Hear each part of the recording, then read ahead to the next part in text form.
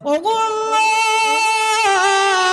তুমি তো আমাকে দুনিয়াতে পাঠিয়েছো, দুনিয়াতে তোমার কথা মতো চলি নাই। তুমি নামাজ পড়তে বলেছো, আমি নামাজ পড়ি নাই। তুমি রোজা রাখতে বলেছো, ওগো আল্লাহ, আমি রোজা রাখি নাই। তুমি হজ করতে বলেছো, আমি হজ করি নাই। সারা জীবন আমি নাফরমানি করেছি, অন্যায় কাজ করেছি, অপরাধ করেছি, নিজের নফসের প্রতি জুলুম করেছি।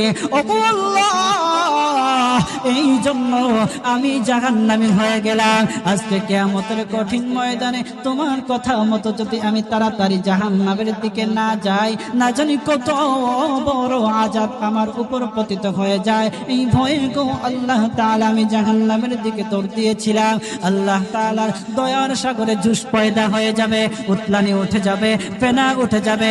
আল্লাহ তাআলা বলবেন ফেরেশতাদেরকে, ও ফেরেশতারা শোনো,